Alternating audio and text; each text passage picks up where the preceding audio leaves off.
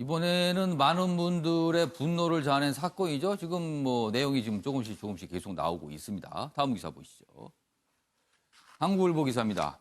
중학생 의붓 딸 살해, 시신 유기한 계부 구속됐습니다. 그리고요, 경찰 친모에게 딸이 신고한 사실. 딸이 원래 이제 친아버지를 통해서 이제 신고가 됐는데 그 사실을 경찰이 친모한테 알려준 거예요. 지금 그런 신고가 들어왔는데요. 그런데 이렇게 확인이 된 거 아닙니까? 그러면 이 친모는 그 의붓 아버지하고 같이 살고 있는데. 그래서 이게 지금 경찰에서 여기가 지금 허점이 있었던 거 아니냐라는 지적이 나와요. 그래서 살해 빌미 제공 논란이 일고 있다. 뭐 이런 내용이 있습니다. 여기 보면 기사 중에 보시면요, 이렇게 돼요. 이렇습니다, 내용이. 여기, 지난달 9일 요 부분이다. 중학생 A양과 친부는 의붓 아버지인 김 씨를 성추행 혐의로 경찰서에 신고를 했습니다. 그런데 경찰은 이튿날 A양 친모 유 씨에게 신고 내용을 파악하기 위해 전화로 사실관계를 확인합니다. 알려준 겁니다. 이런 신고 들어왔다.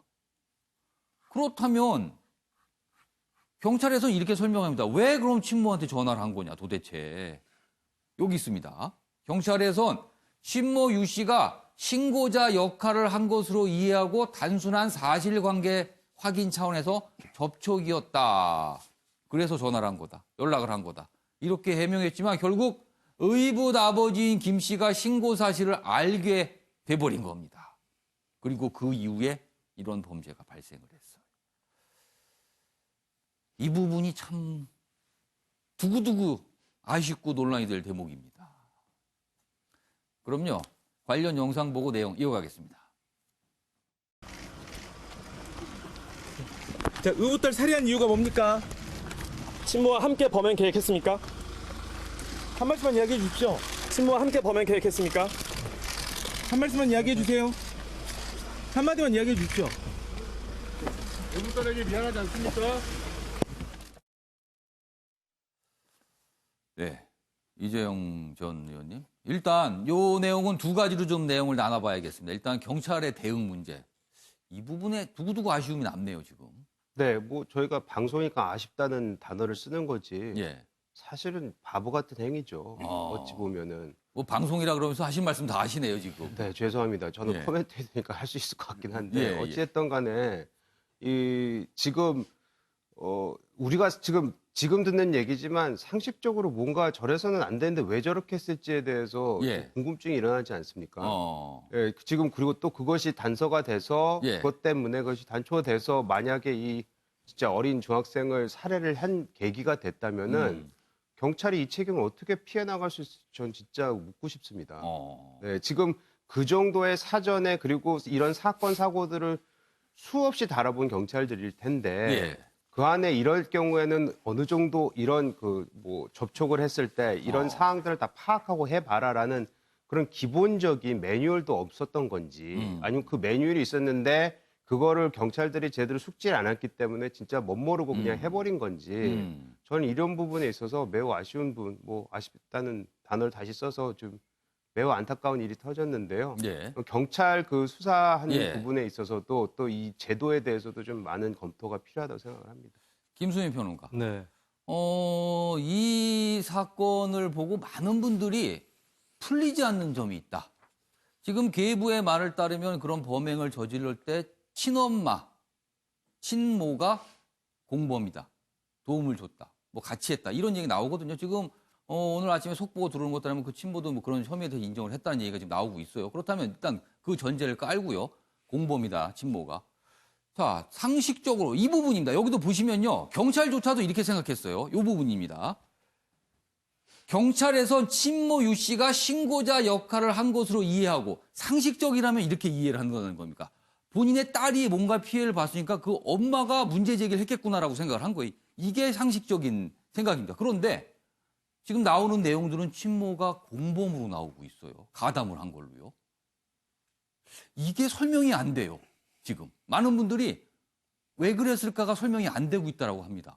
이걸 어떻게 이해해야 됩니까?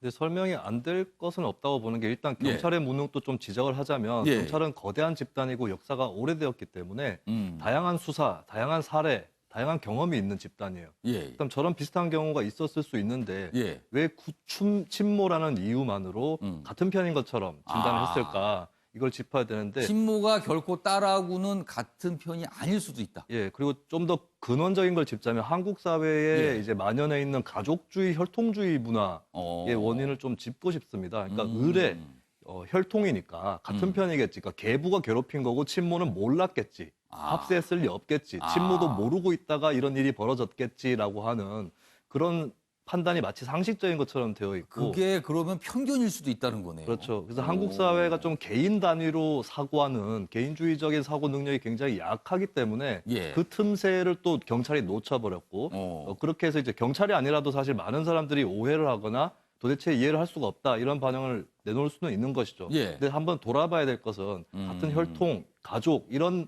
단위로만 사고를 해왔던 것 이것이 개인의 인권을 예. 놓치는 그런 계기 그런 배경을 만들었다라는 거를 이번 사건으로 한번 돌아봐야 될 것 그러니까 같습니다. 우리가 통상 생각하는 그 상식이 아닐 수가 있다라는 거네요. 네. 조대진 변호사. 보통 이제 그 특이한 사건들 있지 않습니까? 예. 뭐 이해가 잘 안 되는 사건이라든지 경과라든지 이런 과정들이 잘 이해가 안 되는 사건들의 그 이유는 대부분 숨겨진 동기가 있거나 다른 사유가 있는 경우에 그렇게 납득이 표면적으로는 안 되는 경우가 많거든요. 숨겨진 동기. 그렇기 때문에 지금은 이제 성추행 관련된 부분으로만 예. 살인과 사체유기를 했다라고 시인을 하고 있고 예. 또 친모도 처음에는 범행을 부인을 했어요. 그렇습니다. 범행을 부인을 했지만 지금은 이제 또 자백을 했다고 나오고 있거든요. 예. 심경의 변화가 이루어지고 있는 걸로 봐서 지금 그냥 딸을 살해하지 않으면 안 되는 또 다른 이유가 있었을 가능성이 또 숨겨져 있을 수도 있다고 생각하지 보여집니다. 못하는 다른. 예, 그렇죠. 수사 과정에서 밝혀질 거라고 보여집니다. 아무튼 많은 분들은 지금도 그렇게 생각하시는 것 같아요. 어떻게 이런 일이 있을 수 있을까? 어떻게? 그러면서 굉장히 안타까워하고 분노도 하고 그렇게 있습니다.